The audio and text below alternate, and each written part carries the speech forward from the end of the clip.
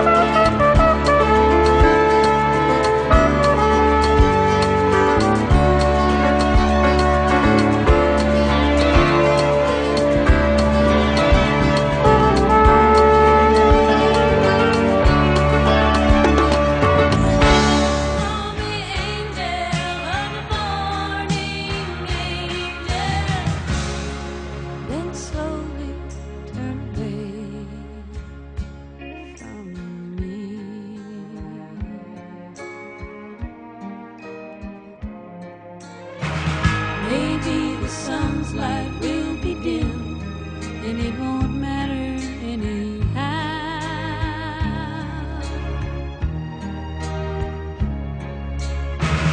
If morning's echo says we've sinned, well, it was what I wanted now.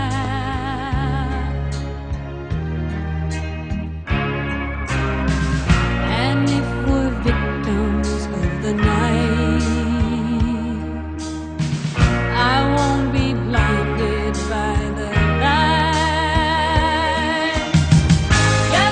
A fianco a me l'assessore Claudio Geller del Comune di Nove per parlare di questo che è il museo, di quello che è il prodotto locale più importante nella zona, che è diventata addirittura un distretto, ed lo è da 300 anni, sia a livello nazionale ma possiamo dirlo anche a livello internazionale, la ceramica. La ceramica è la regina della nostra produzione, lo è, come dicevi bene, da 300 anni.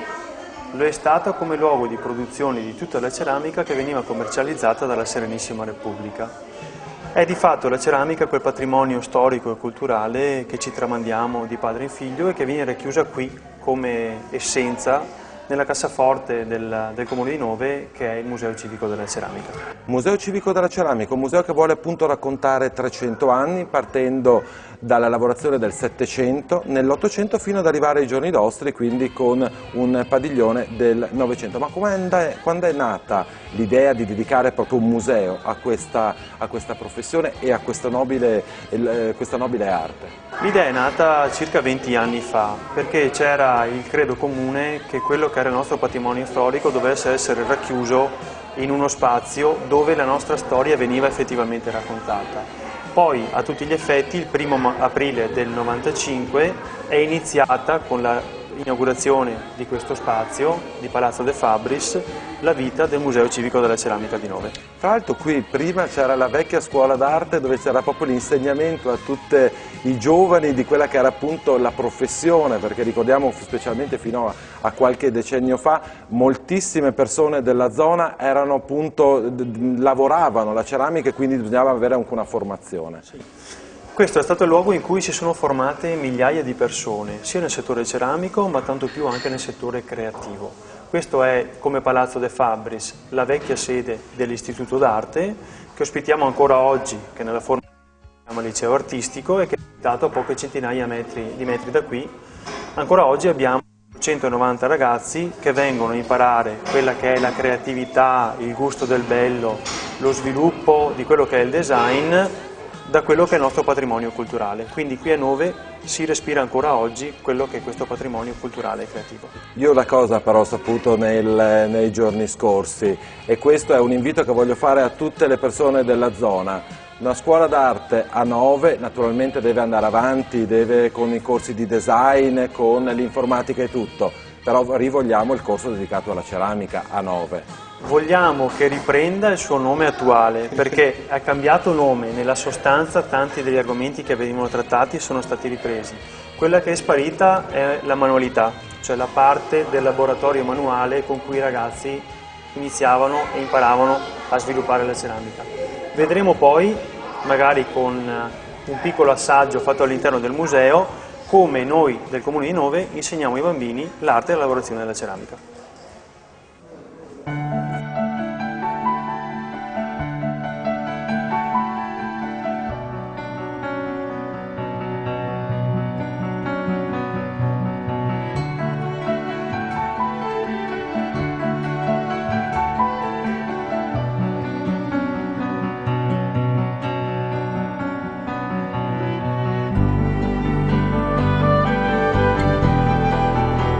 L'immagine di questo vaso è veramente spettacolare. Giovanni Pilotto, responsabile della cultura del Comune di Nove, per parlarci, abbiamo già fatto prima con l'assessore un po' una presentazione di quello che è questo museo. Vorrei andare proprio nello specifico e raccontare ai nostri telespettatori quello che noi stiamo ammirando. Questa è una cosa veramente molto, permettimi il termine, molto appariscente, molto grande. Di cosa si tratta?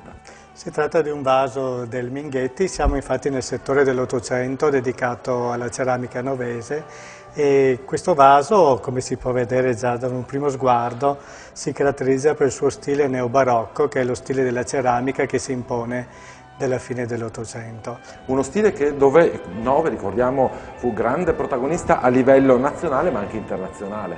Esatto. Perché qui a Nove la Repubblica di Venezia aveva individuato il distretto principale per la produzione della ceramica dai primi del Settecento in poi. Tuttora è un distretto molto importante, però nella fine dell'Ottocento abbiamo visto il fiorire di questo stile meraviglioso che può essere un po' lontano dalla nostra sensibilità, però all'epoca ha visto un mercato molto ampio in tutta Europa. A livello di cose molto vistose ci spostiamo qui, c'è questa cornice per questo specchio, anche qui diciamo che la sobrietà non è la parola d'ordine, è la parola chiave. Esatto, siamo sempre nello stile neobarocco, è una specchiera, un pezzo unico che è stata realizzata nella manifattura Antoni Bon di Nove, che è la manifattura più importante, che qui è molto rappresentata nella collezione di questo museo, ed è stata fatta proprio per un'esposizione internazionale dell'artigianato a Milano, sempre nel 1889, quindi ancora alla fine dell'Ottocento. Giovanni, ci spostiamo in quest'altra ala,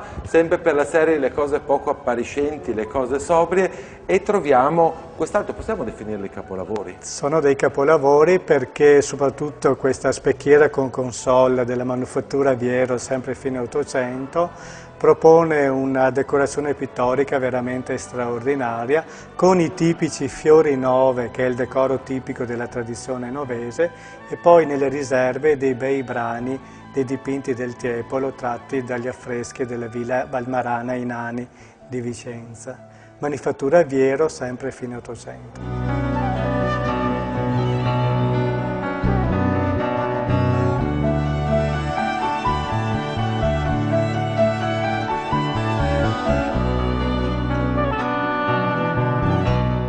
Tre piani per raccontare 3 secoli di storia, il piano d'ingresso per il Novecento, l'arte contemporanea, questo è il piano dove ci troviamo per raccontare l'Ottocento e poi l'ultimo piano invece per raccontare quello che è il Settecento. Ma continuiamo la scoperta appunto di questo piano centrale, vogliamo parlare di questi capolavori.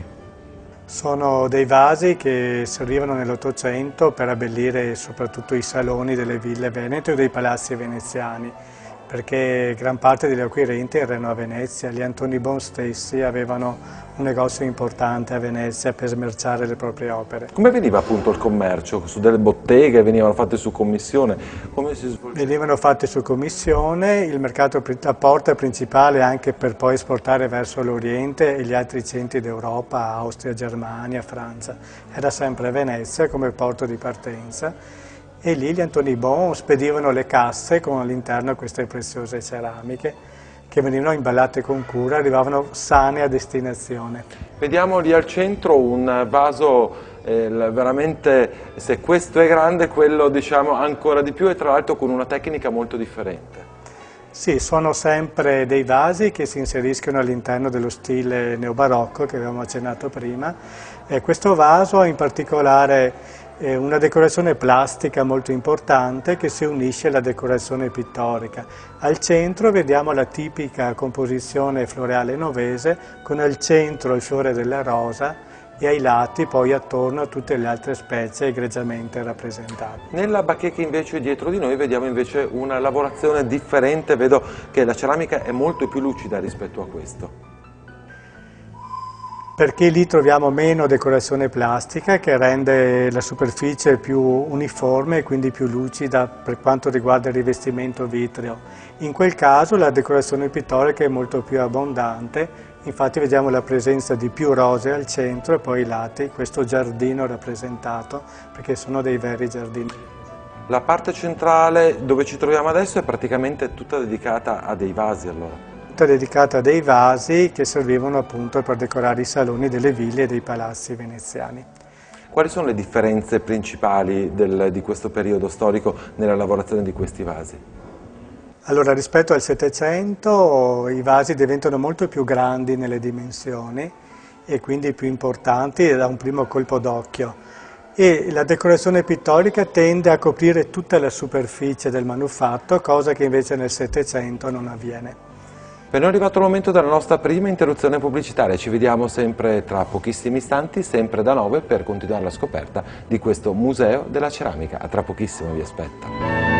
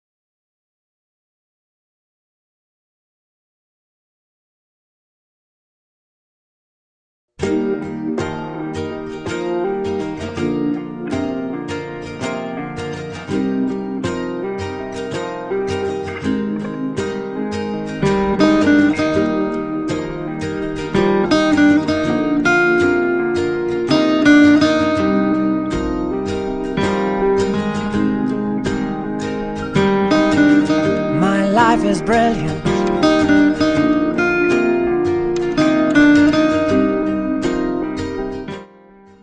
Seconda parte di Viaggiando Viaggiando, ben trovati a tutti i nostri amici viaggiatori. Voglio ricordarvi che oggi protagonista di questa puntata è Nove, provincia di Vicenza, 2 passi da Bassano del Grappa e siamo alla scoperta del bellissimo Museo della Ceramica. Per accompagnarmi in questo viaggio, per scoprire questi 3 piani che vogliono raccontare appunto 300 anni di storia, ho il piacere di avere Giovanni Pilotto, responsabile della didattica di questo museo.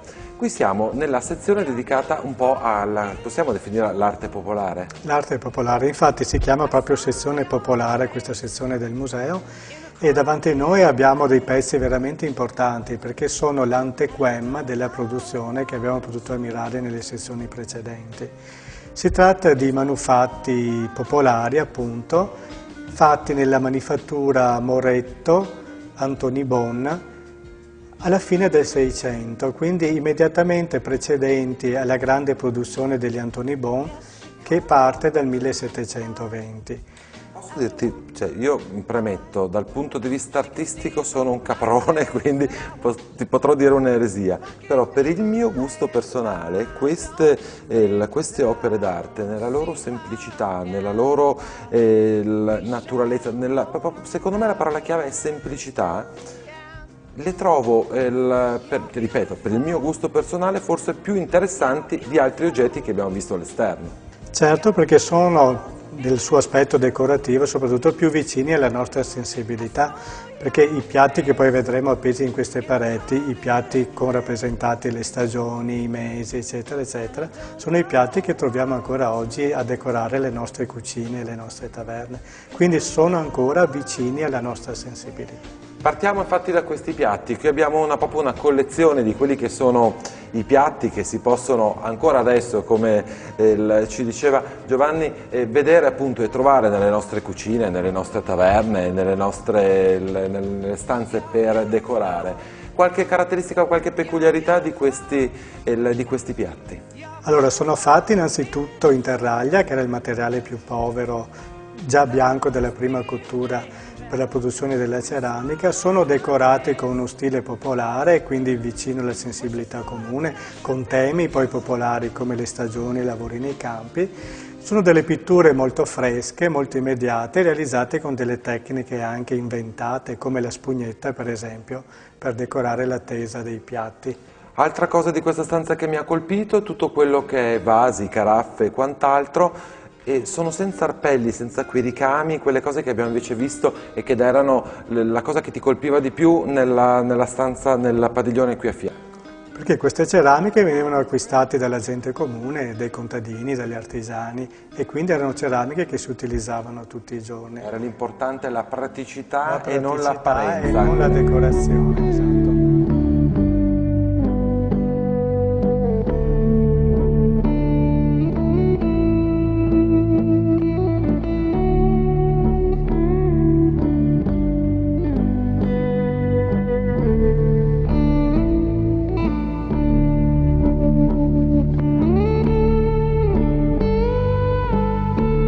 Nuovo padiglione, nuovo piano, nuovo secolo, siamo tornati indietro, se si può dire, di 100 anni e siamo trasferiti appunto al padiglione dedicato al Settecento.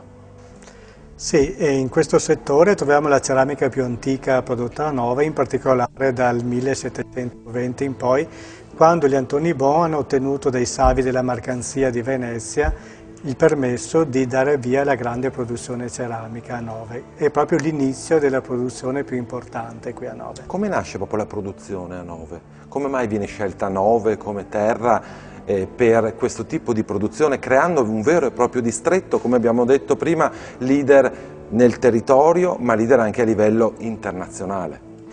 Perché a Nove c'era già la manifattura Moretto, dove lavoravano gli Antonibon, dei quali pezzi abbiamo visto il settore della ceramica popolare.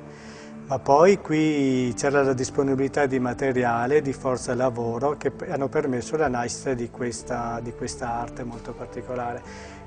Non in secondo piano il fiume Brenta, da dove scendeva il legname per azionare i forni o si prendevano i ciottoli per fare le materie prime per fabbricare la ceramica. Cosa fondamentale, diciamo. E come dicevamo, abbiamo accennato anche nel padiglione delle cose naturali, delle cose popolari, e qui se si può dare già una prima identificazione per quanto riguarda questo tipo di produzione con quelli invece che avviene successivamente, quindi quella che abbiamo visto prima, quindi la lavorazione della ceramica dell'Ottocento, vediamo delle linee molto più lisce, più lineari, più semplici, quindi non è ancora l'apoteosi del rococò e del barocco. Certo, infatti nel Settecento vengono elaborati quelli che saranno poi i decori che troveranno massimo sviluppo nello stile neobarocco che abbiamo visto nel settore dell'Ottocento. Qui in queste ceramiche compaiono in maniera anche timida, se vogliamo, i primi decori floreali, molto semplici, quindi la decorazione è veramente lineare, discreta, con stili però già particolari e già significativi. Vogliamo già magari parlare di qualche pezzo particolare? Per esempio lo stile cosiddetto persiano o ponticello che si identifica all'interno di quegli stili cosiddetti cineseria.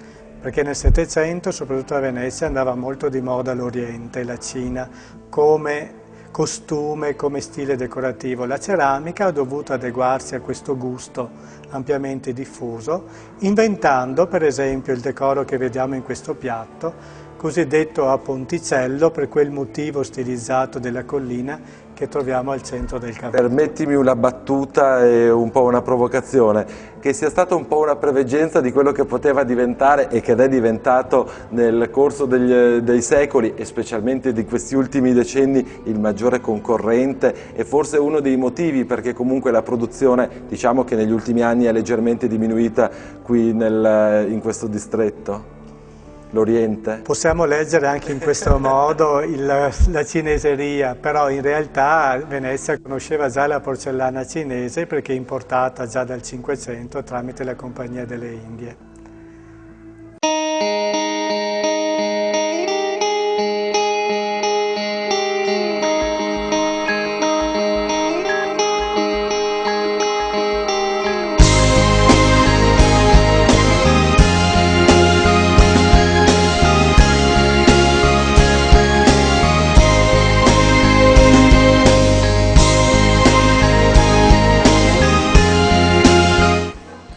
ritrovo alla fine di questa puntata l'assessore Geller. Avevamo fatto questa promessa un po' all'inizio di questo nostro viaggio, abbiamo ammirato tutta quella che è la storia della lavorazione di questa nobile arte, però all'inizio avevamo detto: voi del Comune di Nove insegnate ai bambini come si continua questa grande tradizione che assolutamente non si deve perdere, specialmente in un posto come dove ha fatto gran parte della storia, specialmente di questi ultimi 300-400 anni.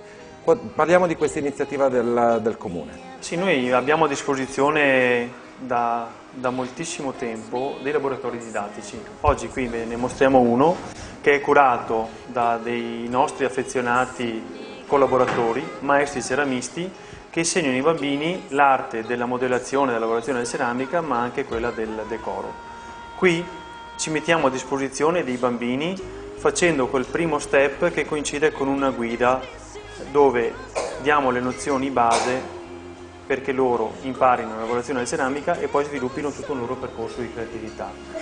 Un percorso di creatività che li porterà alla fine di un paio d'ore di lezioni ad avere un pezzo di ceramica fatto da loro, con il loro nome personalizzato, che consegneremo alla fine dell'attività didattica. Che è la cosa più bella. Ma vi state divertendo oppure no? Sì! Ma state imparando a... Ma veramente sono già dei piccoli artisti. Qui, quando nascono qui a Nove hanno già nei geni l'arte della lavorazione della ceramica. Diamo delle informazioni di servizio, aperture di questo museo e magari anche per partecipare a questi corsi.